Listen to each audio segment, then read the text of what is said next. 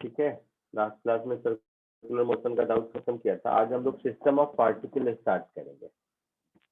System of particle S C Verma के book के हिसाब से देखोगे तो उसमें एक चैप्टर लिखा हुआ है सेंटर ऑफ मास, उसी को हम लोग सिस्टम ऑफ पार्टिकल कहते हैं। इसमें centre of mass, collision, variable mass, ये सारे टॉपिक आते हैं।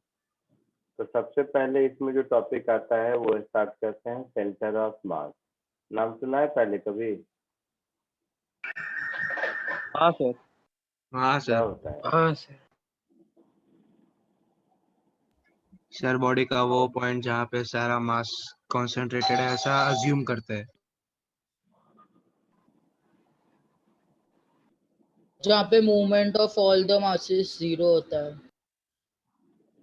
अरे वाह, बिल्कुल सही। जहां पर moment of all the masses 0 होता है, और किसी ने कहा जहां पर सारे मास को कंसंट्रेटेड हम अज्यूम करते हैं, यही ना?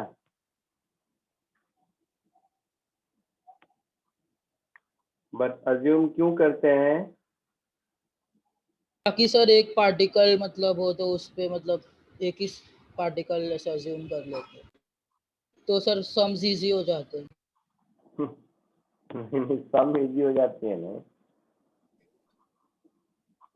The point eight which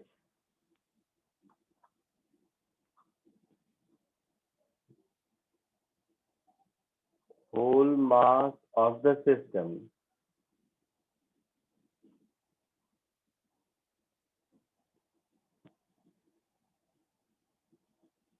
is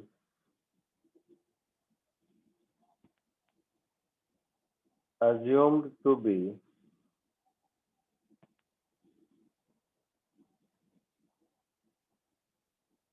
concentrated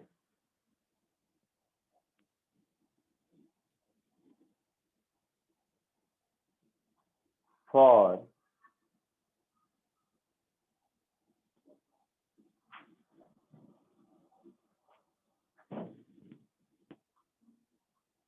applying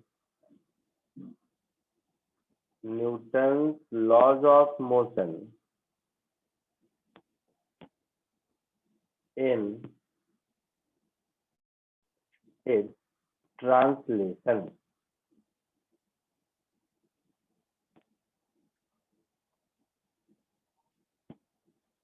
ये इम्पोर्टेंट पार्ट है जो आपको याद रखना होगा। ये एक हाइपोथेटिकल कॉन्सेप्ट है, जो हाइपोथेटिकल कॉन्सेप्ट ट्रांसलेशनल मोशन को न्यूटन लॉ ऑफ मोशन के रिस्पेक्ट में एनालाइज करने के लिए बनाया गया है। जैसे मान लो ये एक ऑब्जेक्ट है, इस ऑब्जेक्ट पर मैं फोर्स लगा रहा हूँ, तो देखो इस ऑब्जेक्ट का हर पॉइंट अलग अलग एक्सेलरेशन से जा रहा है, कोई आगे कोई पीछे, कोई दाया कोई बाया, अलग अलग। तो जो हम Newton second law of motion के हिसाब से F is equal to M A में एक्सेलरेशन होना चाहिए, acceleration is equal to F by M, ये न्यूटन सेकेंड लॉ हम लोगों ने पढ़ा है ना? हाँ सर पढ़ा है। तो ये एक्सेलरेशन किसका होगा? क्योंकि सेंटर ऑफ किसी मास। भी रिजिड बॉडी में अगर आप फोर्स लगाओगे तो उस रिजिड बॉडी का हर पॉइंट अलग अलग एक्सेलरेशन से जाता है, तो ये होगा सेंटर ऑफ मास का एक्सेलरेशन। आया समझ में? हाँ सर। या फिर जब भी अब हम लोग कहते हैं velocity is momentum upon mass, है ना, या कुछ भी ऐसा, न्यूटन सेकेंड लॉ में जो भी है, force is equal to rate of change in momentum मान लो जैसे है, तो rate of change in momentum में वो किसका लेंगे? सेंटर ऑफ मास का लेंगे। तो ये है इसका एक क्वालिटेटिव डेफिनेशन। मैथमेटिकली जैसा किसी ने कहा कि the point about which moment of all masses is 0, इसका मतलब ये हुआ कि सपोज ये एक पॉइंट मास है m1, जिसका पोजीशन वेक्टर है r1। मान लो ये एक दूसरा पॉइंट मास है m2, जिसका पोजीशन वेक्टर है r2। मान लो ये तीसरा पॉइंट मास है m3, जिसका पोजीशन वेक्टर है r3। तो इस तरह के ये तीनों मास या इससे भी ज्यादा, ये सब मिला के एक सिस्टम ऑफ मास बना। हाँ तो सर। इस सिस्टम ऑफ मास का सेंटर ऑफ मास का पोजीशन होगा m1r1 plus m2r2 plus so on so fourth, जितने मास है उस पर डिपेंड करता है, divided by sum total of all the masses. ये जो मैथमेटिकल डेफिनेशन है, इसका मतलब हुआ the point about which moment of all the masses is 0।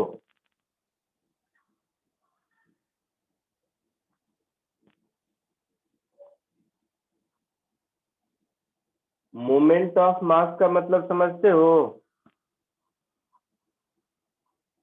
Sir मतलब टॉर्क ना। मोमेंट ऑफ फोर्स होता है टॉर्क। नहीं पता सर।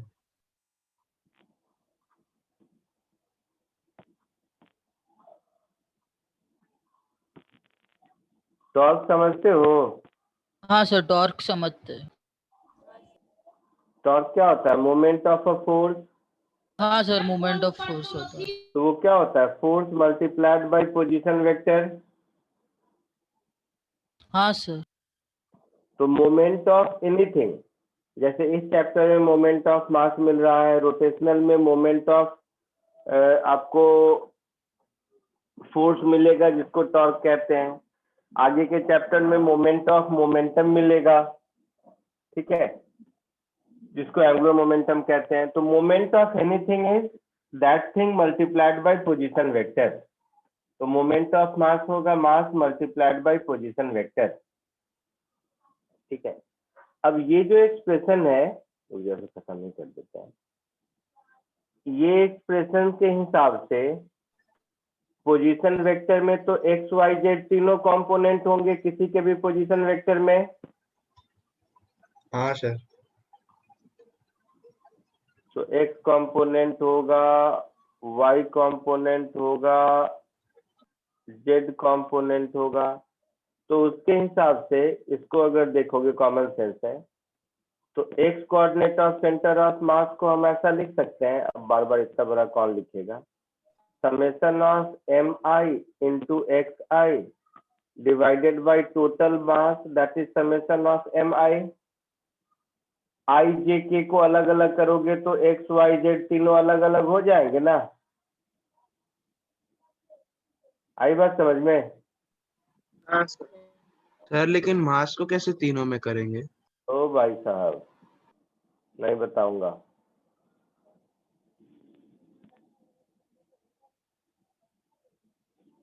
बता दो ना सर। नहीं बताऊंगा ही नहीं, क्या सर, ऐसा क्या करते हैं? आता ही नहीं मुझे। मुझे आना भी तो चाहिए बताने के लिए। तो तुम क्या करो कि ये जो ऊपर वाला इक्वेशन लिखा है ना हमने, हाँ सर। उसमें एक्स आई कैप प्लस वाई आई cap plus Z Z J cap put करके देखो तो ये आता है क्या। पहले क्या करो कि ये तो सिंपल सी कहानी हो गई, summation of mass multiplied by position vector divided by summation of mass, यही कहानी हो गई ना। हाँ सर। तो इसको लिखो, लिखते वक्त दिमाग को खुला रखो, देखो ये आता है तो ठीक, नहीं आता है तो फिर मैं देखूंगा और क्या कर सकते हैं, बट आ जाएगा मुझे लगता है। कोशिश कीजिए, कॉपी करो पहले और दिमाग पर जरा जोर डालो।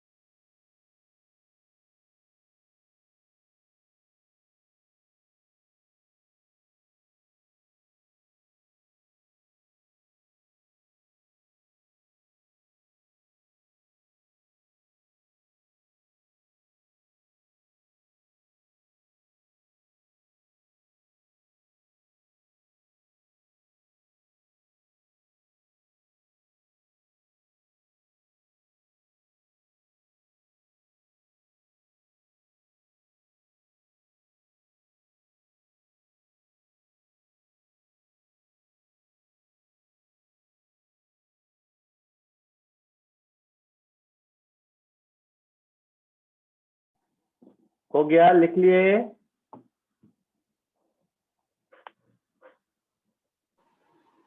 तो लास्ट का एक लाइन बाकी, क्या हो गया? सर लास्ट लास्ट का का एक लाइन बाकी। जल्दी करो।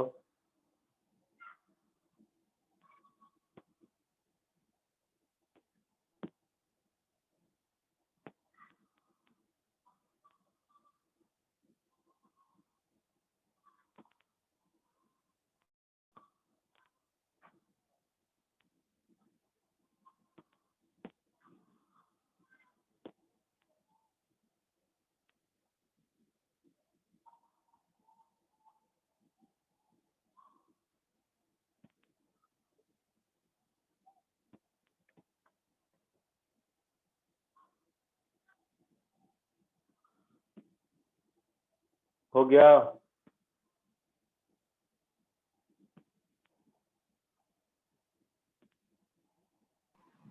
हो गया सर। हाँ सर हो गए।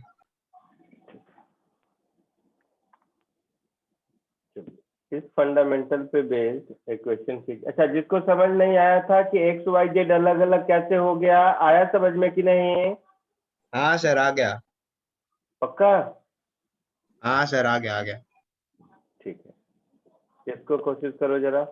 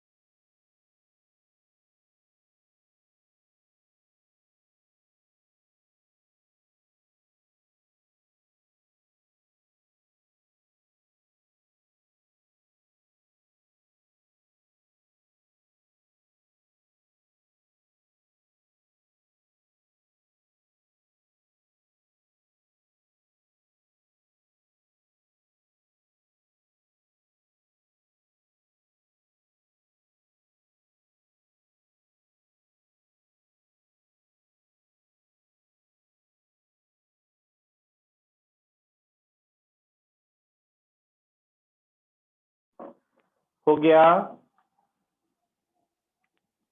बोलो।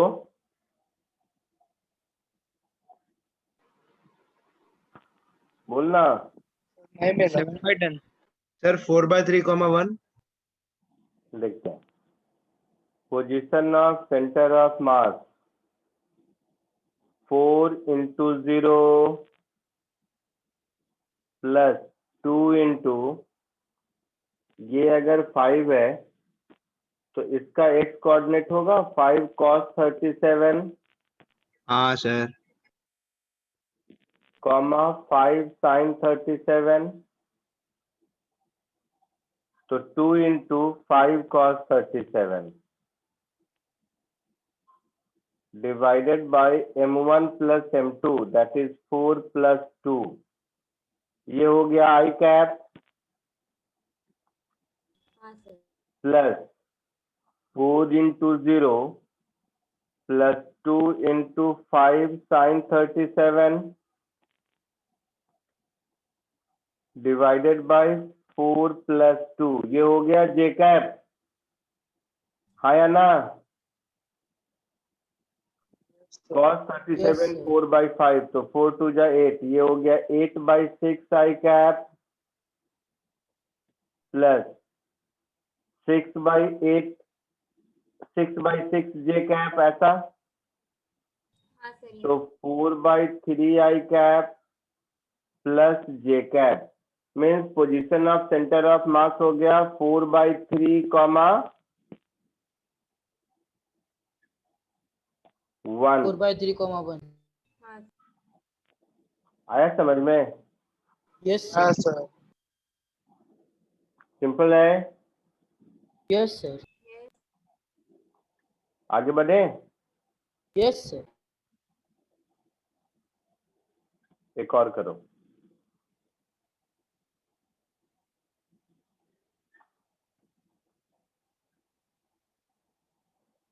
Next question.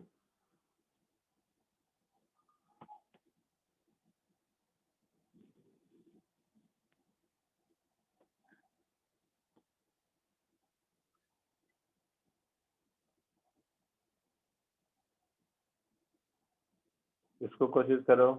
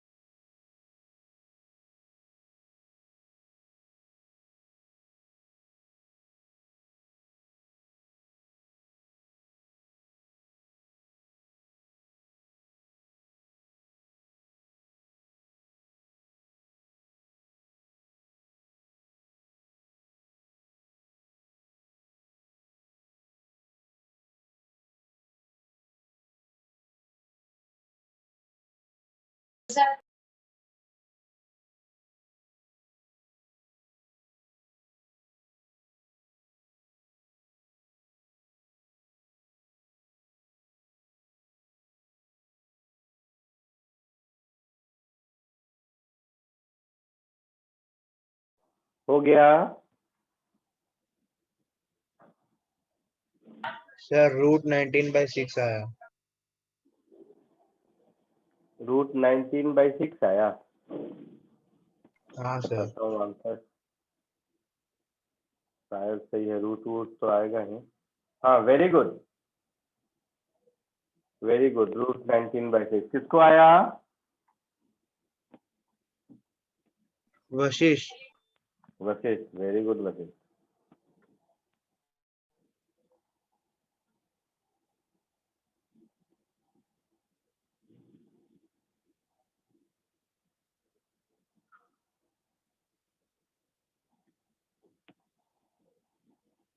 इधर देखो, 1 kg, 2 kg, 3 kg are placed at the corner of an equilateral triangle. क्या बनता? कहाँ चला गया? ABC। तो इसको A कहते हैं मान लो, इसको B कहते हैं और इसको C कहते हैं। यहाँ पर 1 kg है, यहाँ पर 2 kg है और यहाँ पर 3 kg है। कोऑर्डिनेट अगर देखोगे तो इसका कोऑर्डिनेट 0,0 होगा, इसका कोऑर्डिनेट 1,0 लिख देते हैं और ये 60 डिग्री होगा अगर इक्विलैटरल ट्रायंगल है तो होगा। हाँ सर। तो इसका 1/2 कॉमा √3/2 ऐसा होगा।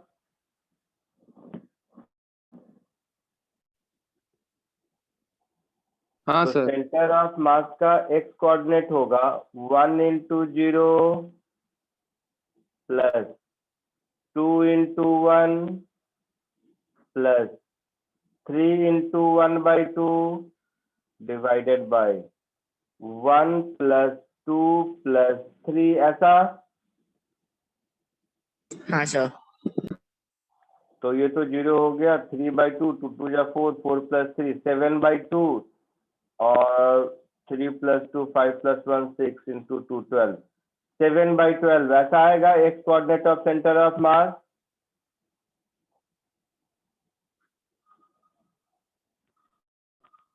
y coordinate of centre of मास को लिख सकते हैं 1 × 0 प्लस 2 × 0 प्लस 3 × √3/2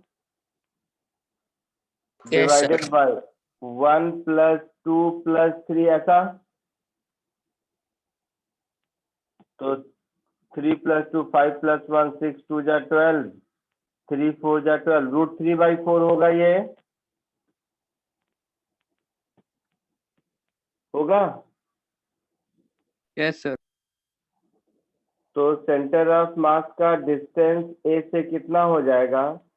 √x(COM) का स्क्वायर प्लस y(COM) का स्क्वायर, यही हो जाएगा।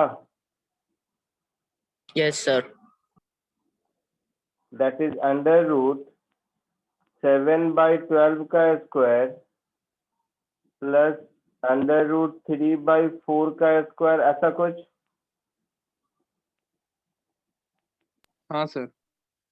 तो ये हो गया 49/144 प्लस 3/16 ऐसा कुछ।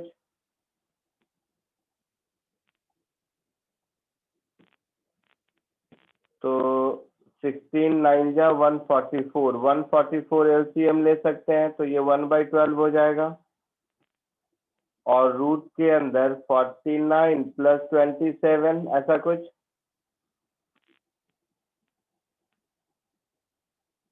है ना? तो 2 हाँ, सर। रूट 19 दिख रहा है मुझे 38। आई बात समझ में? Yes sir. 19 4 जा 76 अपॉन 12, तो ये हो गया रूट 19 अपॉन 6 मीटर।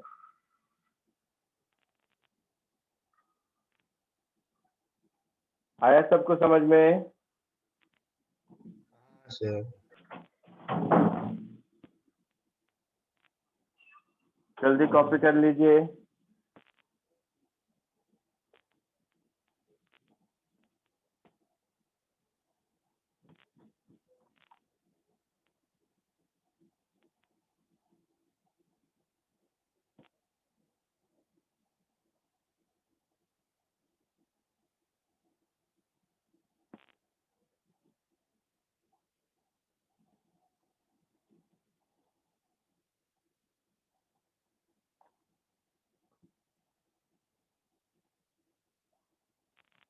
हो गया, आगे बढ़ो।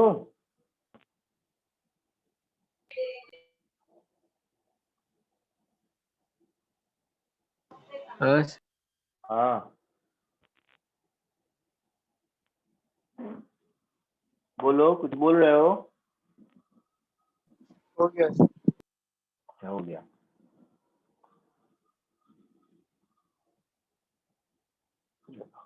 अब एक कॉमन सेंस देखो।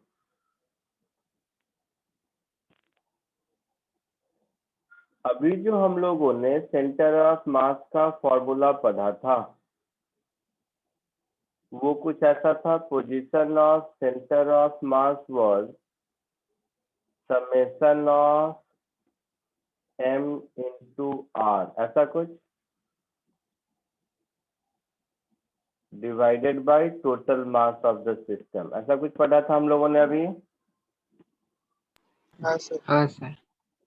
तो इसमें क्या है कि एक definite number of point mass है। यही अगर कंटिन्यूअस मास सिस्टम हो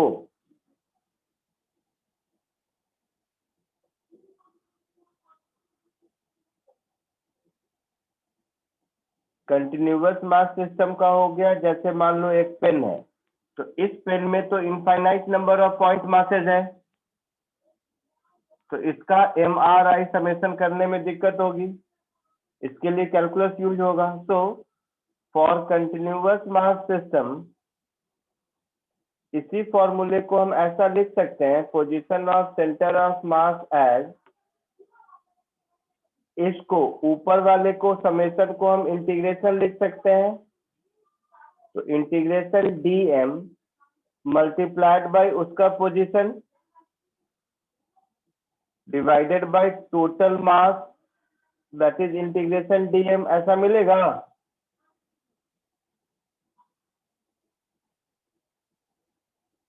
हाँ कॉमन सर। सेंस है। हाँ सर मिलेगा। होगा ऐसा। हाँ यस सर। सर।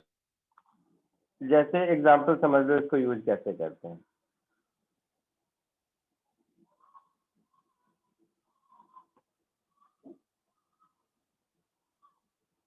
जैसे कोई यूनिफॉर्म रॉड है, तो कॉमन सेंस है यूनिफॉर्म रॉड का सेंटर ऑफ मास उसके मिडिल में होगा। हाँ सर।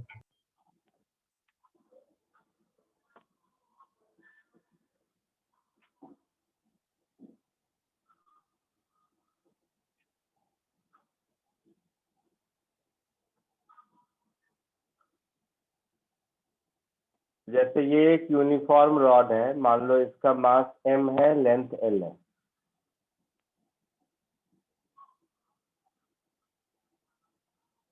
इसका लेंथ l है और इसका मास m है। इसके सेंटर ऑफ मास का लोकेशन चाहिए मुझे। कॉमन सेंस है, सबको आंसर मालूम है कि मिडिल में होगा l/2 पर, बट चलो मान लो इस पॉइंट को x इज इक्वल टू 0 कहते हैं। यहां से x डिस्टेंस पर अगर हम छोटा सा dx length of the rod लेते हैं, तो ये एक पॉइंट मास बन गया dm, है ना। तो हाँ ऐसे सर। ऐसे infinite number of point mass है अलग अलग लोकेशन पर। सेंटर ऑफ मास का पोजीशन क्या होगा? dm इंटू एक्स का इंटीग्रेशन कहाँ से कहाँ तक? तो x is equal to 0 to L तक, divided by total mass that is m। यही होगा ना? हाँ सर। Yes sir. अच्छा, अब मास m, लेंथ l है, तो m अपॉन l, इसको हम मास पर यूनिट लेंथ कह सकते हैं। Yes sir. और यूनिफॉर्म है तो ये कांस्टेंट रहेगा हर जगह। हाँ सर। सर ये एक बार वापस समझाओ ना। क्या समझाऊं वापस? मतलब सर ये यूनिट लेंथ कैसे आया? l लेंथ का मास m है तो यूनिट लेंथ का m बाई l होगा। यूनिटरी मेथड पढ़ा था स्कूल में। हाँ सर हाँ। तो dx लेंथ का मास dm क्या होगा? मास पर यूनिट लेंथ इंटू dx। हाँ सर। तो इसको यहाँ सब्स्टिट्यूट कर दिया, तो ये एक्सप्रेशन कुछ ऐसा हो गया, lambda into X into D X from 0 to L divided by total mass m। Lambda को हम m अपॉन l लिख सकते हैं। हाँ sir. Integral x dx from 0 to L, m cancel हो गया, so 1 by L into L square by 2 that is L by 2, ऐसा होगा। हाँ सर। तो ये तो सबसे सिंपलेस्ट एग्जांपल था। कोई भी कंटिन्यूअस बॉडी होगा तो उसका सेंटर ऑफ मास हम कैलकुलस से ऐसे ही दिमाग लगा के करेंगे। ठीक है, okay yes sir. Sir. Copy करो इसको, फिर कुछ देखते हैं।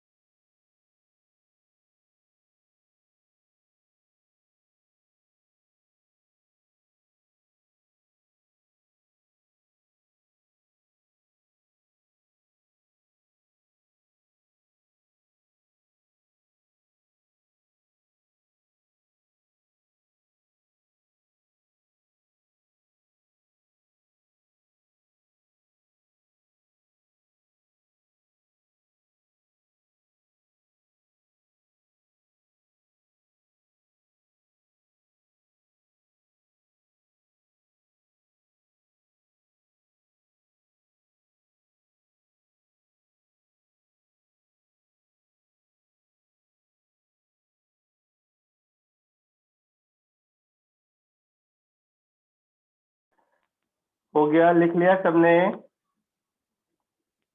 हाँ सर। यही अगर यूनिफॉर्म नहीं रहे, नॉन यूनिफॉर्म रहे, ठीक है, यही अगर यूनिफॉर्म नहीं रहेगा, नॉन यूनिफॉर्म रहेगा, तो ये लैम्डा कांस्टेंट नहीं कुछ और रहेगा, जैसा क्वेश्चन में दिया हुआ है रहेगा, हाँ सर। है ना? तो यूनिफॉर्म का तो L/2 पर होगा, नॉन यूनिफॉर्म का ऐसा कोई फॉर्मूला नहीं होता, समझ रहे हो ना? हर बार आपको इंटीग्रेशन से निकालना ही पड़ेगा। Yes sir. जैसे एक क्वेश्चन ये कीजिए,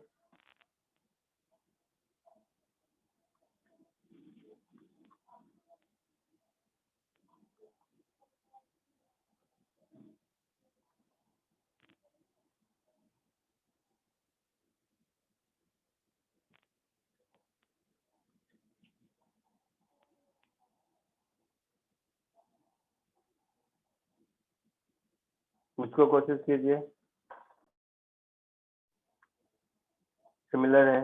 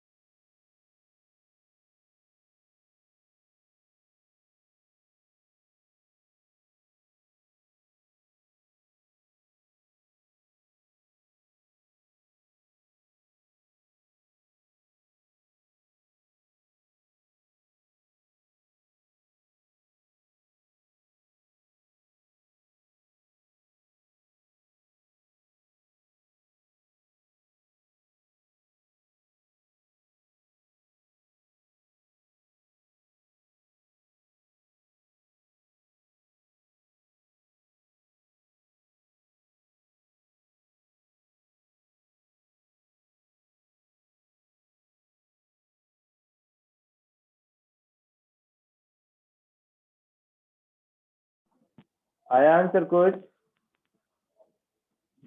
12/3 आया। हाँ 12/3 हाँ सर, करेक्ट। 12/3 आया। Very good.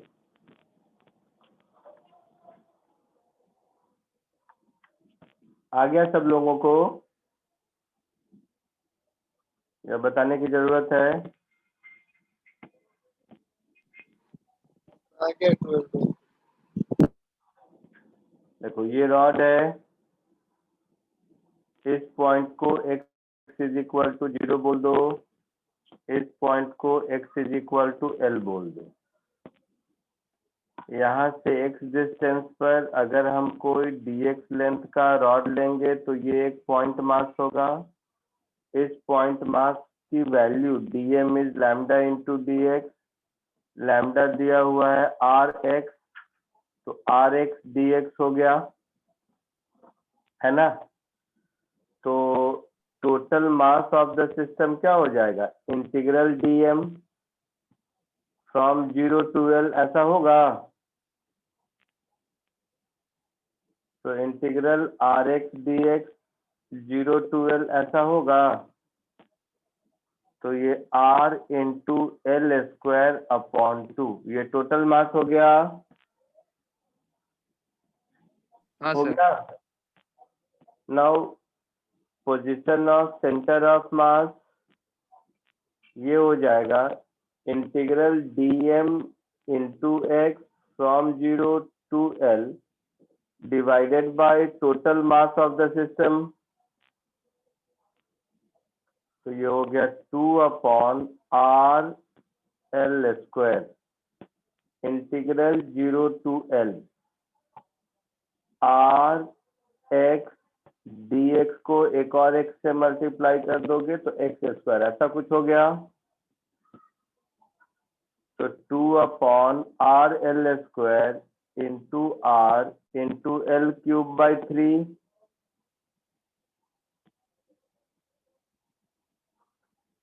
तो ये हो गया 12/3। Yes sir.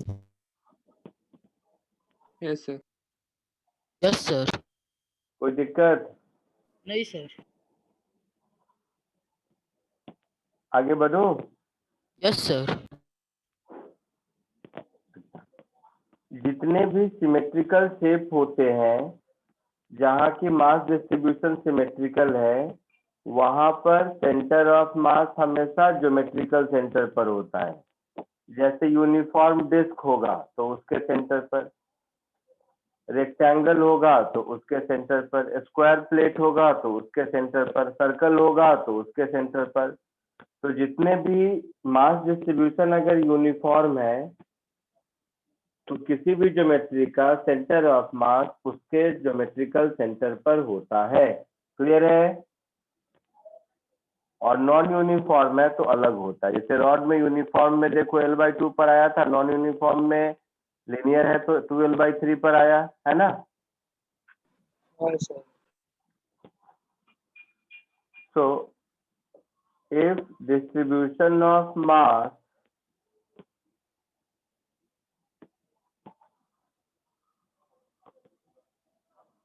is uniform,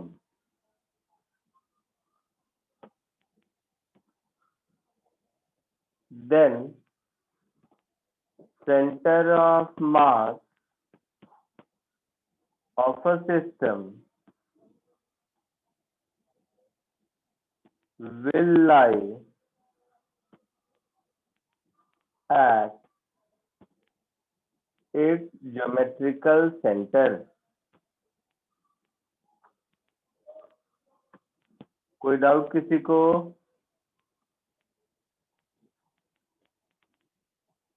किसी को कोई डाउट है यहाँ तक? नहीं सर। पक्का? कॉपी कर लो इसको।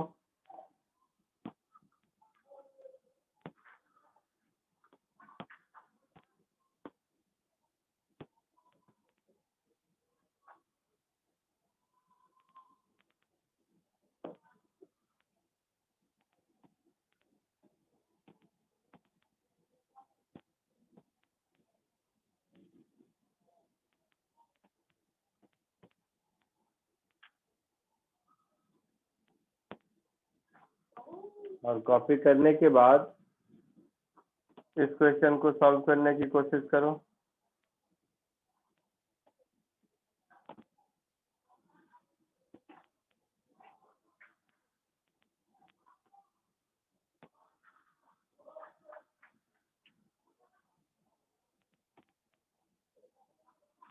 कॉपी करो, फिर इस क्वेश्चन को सॉल्व करने की कोशिश करो।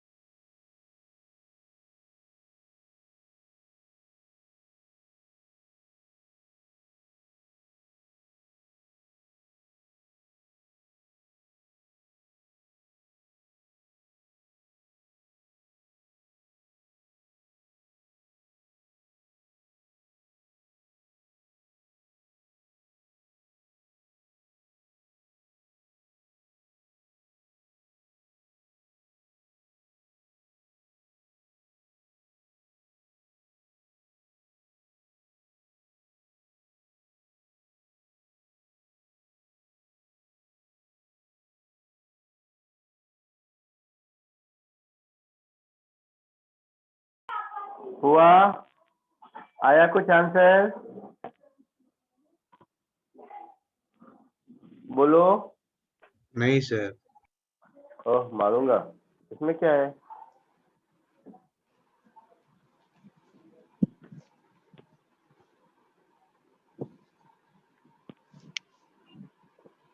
अरे हर ब्रिक का सेंटर ऑफ मास उसके सेंटर पर होगा।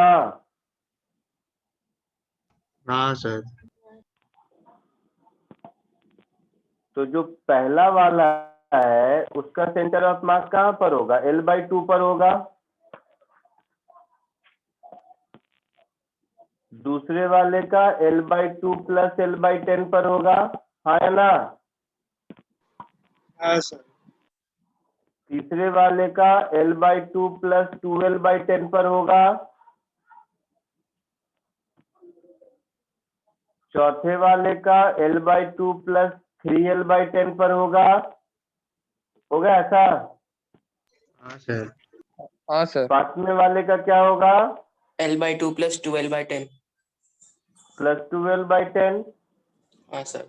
सिक्स का L/2 plus L/10। L/10 और सेवेंथ का फिर L/2। L/2 पर होगा। तो जितने भी मासेज हैं सबका सेंटर ऑफ मास मिल गया मुझे। हाँ सर। तो इस पूरे सेंटर ऑफ मास का एक्स कोऑर्डिनेट क्या होगा? m1 इंटू L/2 m, सबका मास सेम है। अरे लाओ मैं लिख देता हूँ। तो हाँ सर, m सबका मास इंटू सेम है।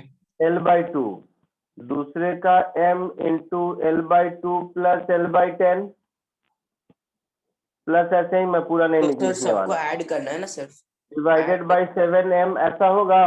हाँ सर। हाँ सर। तो ये m और हटा दोगे तो 1/7। और ये ध्यान से देखो, इसको जब ऐड करोगे तो एक्चुअल में हम इसी सबको ऐड कर रहे हैं ना। हाँ सर। तो 7 times L/2 plus 1, 1 plus 2 3, 3 plus 3 6, 6 plus 2 8, 8 plus 1 9, तो 9L/10। हाँ सर। हाँ सर। तो कितना हो गया? 1/7, 10 LCM ले लोगे, 2 5 जा 10, 7 5 जा 35, 35 plus 9, 44 L/10। that is 22L/35। 35। Yes sir. Yes sir. ऐसा कुछ आंसर होगा। हाँ सर। ये तो इजी था, होना चाहिए था।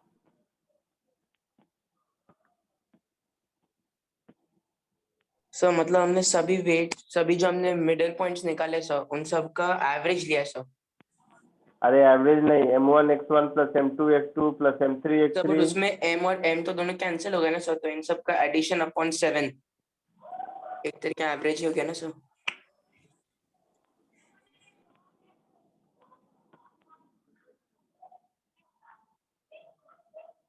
हो गया। हाँ 2 sir. Minute sir.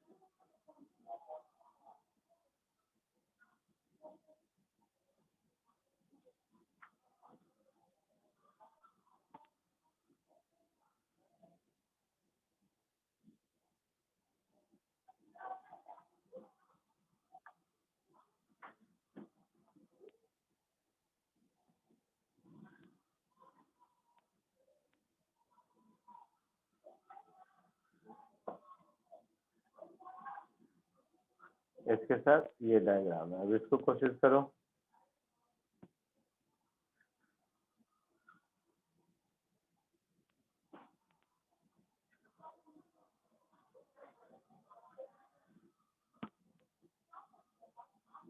Locate the centre of mass of combination. Centre of मास कहाँ से निकालोगे? तो यहाँ से निकाल लो, जहाँ से मन करे वहां से ले,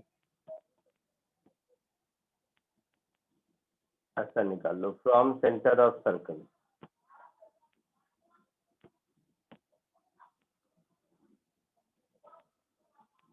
फ्रॉम सेंटर ऑफ डिस्क। कोशिश करो।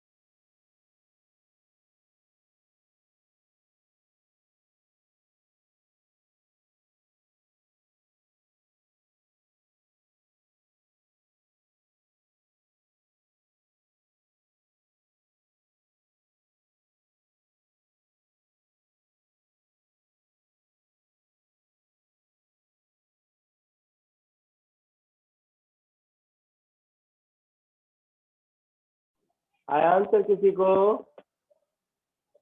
एक मिनट सर।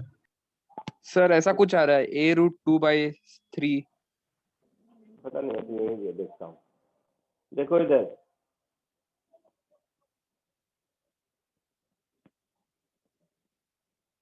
इसका सेंटर ऑफ मास यहाँ होगा और इसका सेंटर ऑफ मास यहाँ होगा। इसका मास मान लेते हैं m1 है और इसका मास मान लेते हैं m2 है ना? बोलो। हाँ सर। इसको अगर ओरिजिन ले लें तो सेंटर ऑफ मास का पोजीशन, क्योंकि मुझे डिस्क के सेंटर से निकालना है, m2 into a upon m1 plus m2 ऐसा होगा।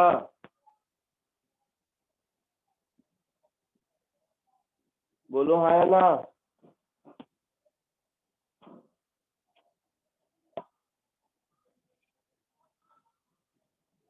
बोलो।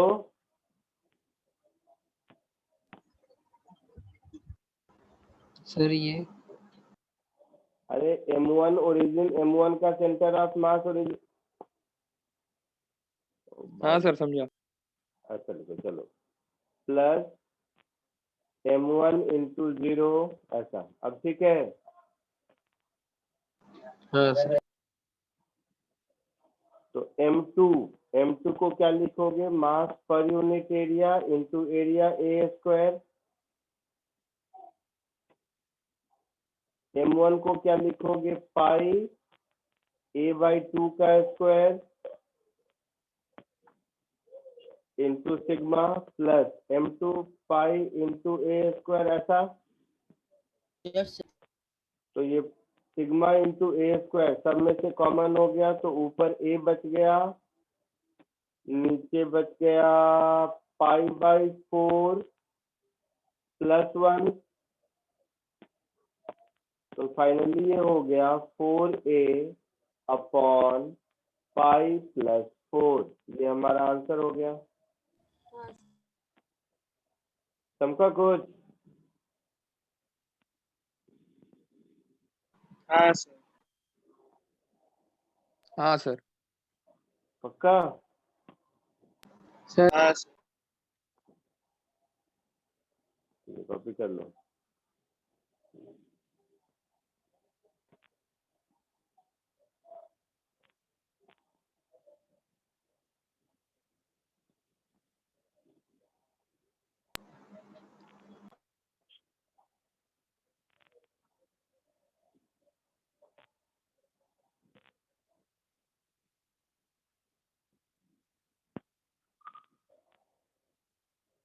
आगे बढ़ो, नहीं सर। जल्दी कॉपी करो।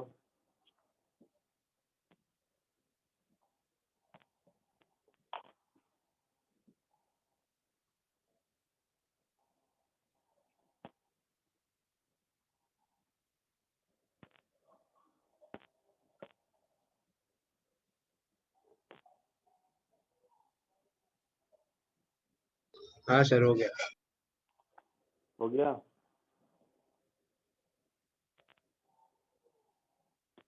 नेक्स्ट।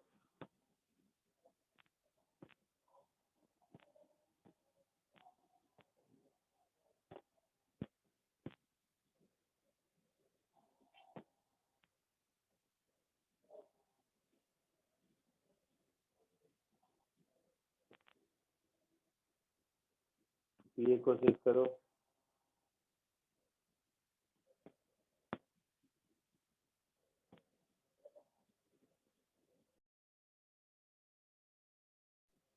जल्दी करो, 2 मिनट का काम है ये।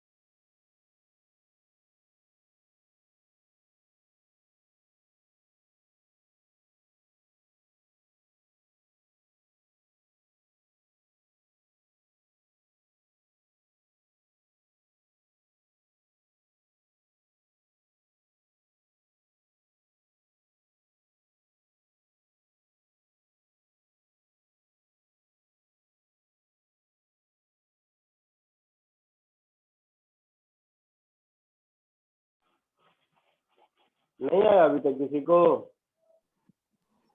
सर हो गया Yes. 1 सेंटीमीटर है. Two blocks 10 kg 30 kg placed along a vertical line. The first block is raised through a height 7 centimeter. तो ये रहा 10 kg का और ये है 30 kg का।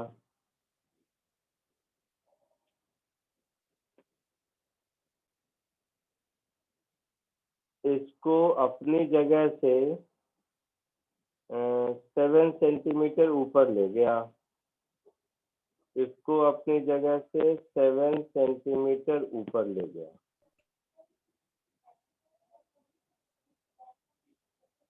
तो बोला कि सेकेंड वाले मास को कितना ले जाए कि सेंटर ऑफ मास 1 सेंटीमीटर से ऊपर चला जाए, यही पूछा है।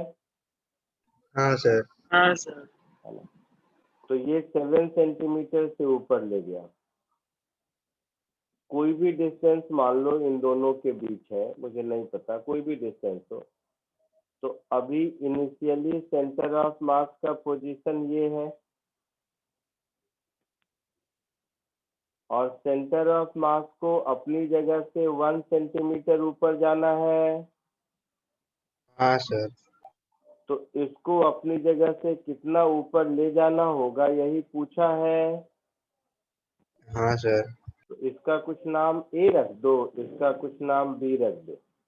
तो कॉमन सेंस से ऐसे लिख सकते हैं, सेंटर ऑफ मास का y कोऑर्डिनेट इज MAYA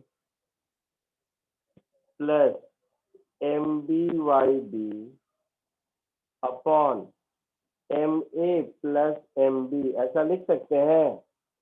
हाँ सर। यस हाँ सर. सर. तो ऐसा कर दो, इसमें जो चेंज होगा delta y in COM is equal to mass of A में कोई चेंज नहीं हो सकता।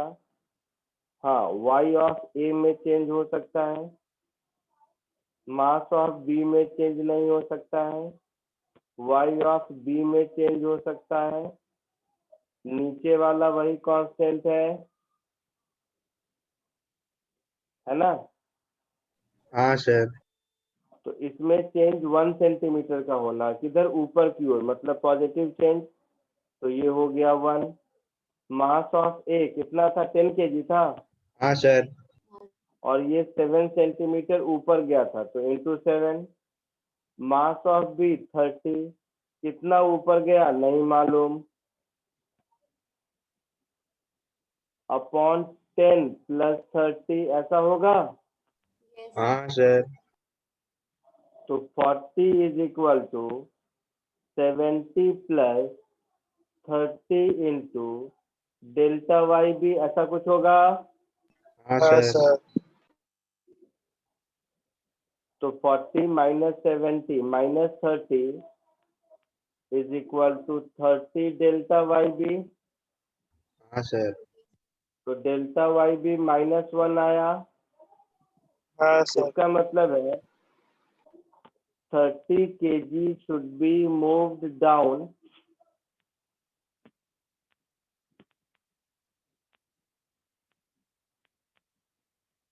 by 1 centimetre. आया समझ में कुछ? हाँ सर. कॉपी कर लो इसको।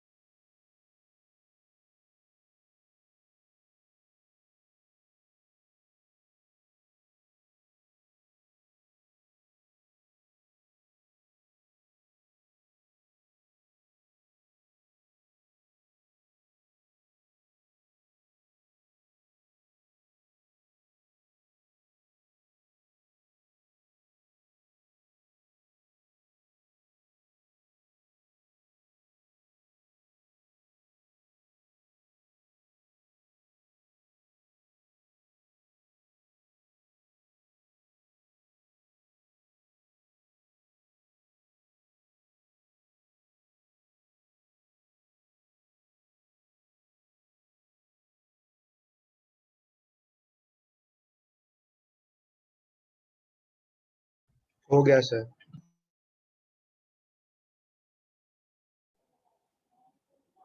हो गया?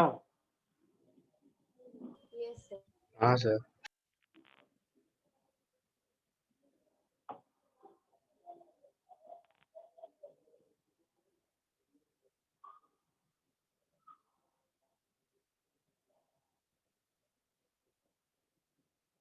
ये देखो,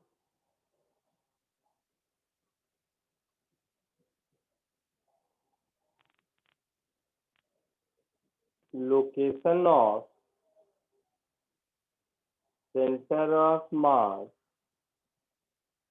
of a semicircular ring.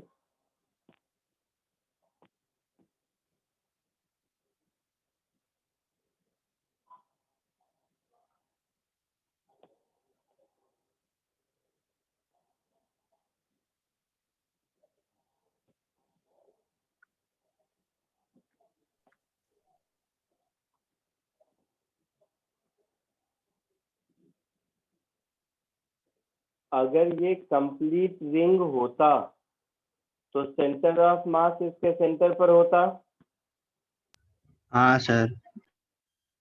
लेकिन अगर ये सेमी सर्कुलर रिंग है तो अब इसका सेंटर ऑफ मास यहाँ पर तो नहीं ही होगा। नहीं सर। कहीं और होगा।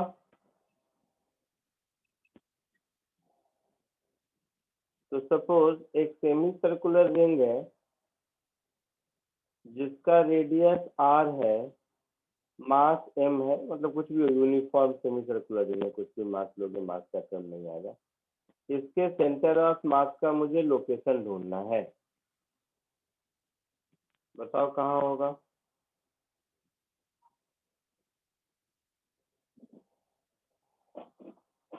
सर डायमीटर के अलावा। नहीं, चलो देख लो, यहाँ से थीटा एंगल पर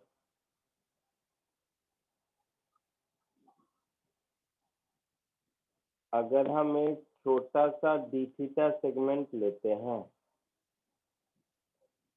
तो ये जो रेड से मैंने कहा ये एक पॉइंट मास बन जाएगा। इस पॉइंट मास की वैल्यू कितनी हो जाएगी, मास पर unit length into R D theta, ऐसा हो जाएगा।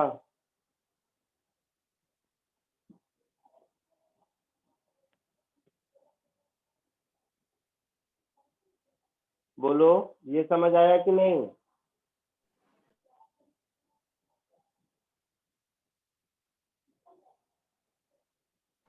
ये लेंथ आर डी थीटा होगा, हाँ या ना? हाँ सर।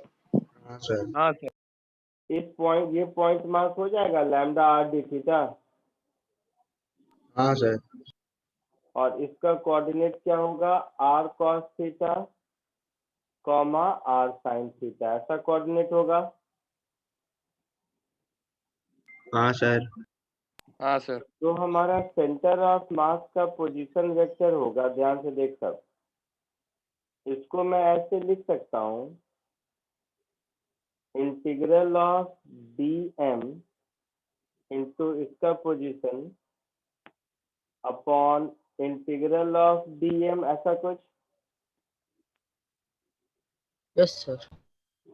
तो ये हो गया integral of lambda R D theta into R cos theta I cap plus R sine theta J cap, ऐसा कुछ होगा, हाँ सर। हाँ sir. Divided by total mass DM that is lambda R D theta, होगा। Theta हाँ कहाँ sir. से कहाँ तक, 0 टू पाई, 0 टू पाई में ये कवर हो जाएगा। हाँ सर।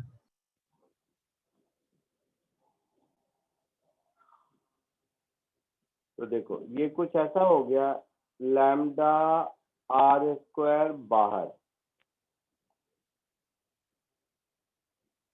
लैम्डा आर स्क्वायर बाहर, integral of cos theta D theta I cap plus integral of sine theta D theta J cap, ऐसा कुछ होगा। Yes sir.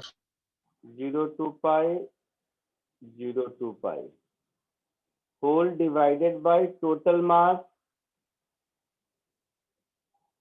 तो ये टोटल मास में देखोगे तो lambda into R D theta का थीटा, तो ये पाई हो जाएगा।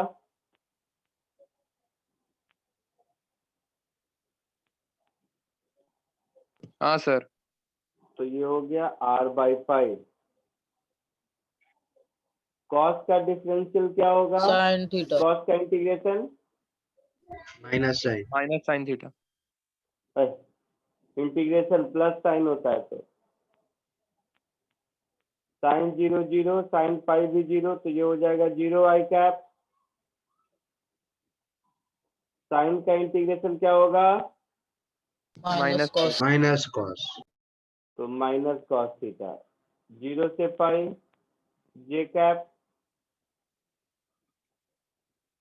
तो ये आ गया 2r by pi J cap, yes sir. है ना। तो सेमी सर्कुलर रिंग का सेंटर ऑफ मास इसके सेंटर से 2r बाई पाई डिस्टेंस पर होता है ऊपर। आई जे कैप का मतलब ये हुआ।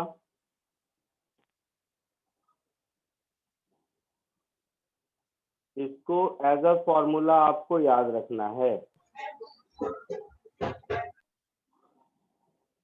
ठीक है। Yes sir. Yes sir. Semi circular ring का सेंटर ऑफ मास सेंटर से 2r बाई पाई डिस्टेंस पर होता है, और कॉमन सेंस है वाई एक्सिस के अबाउट सिमेट्रिकल है, तो वाई एक्सिस पर ही कहीं लाई करेगा ना। ये तो ऐसे भी बता सकते थे बिना कुछ किए हुए भी। हाँ सर। हाँ सर।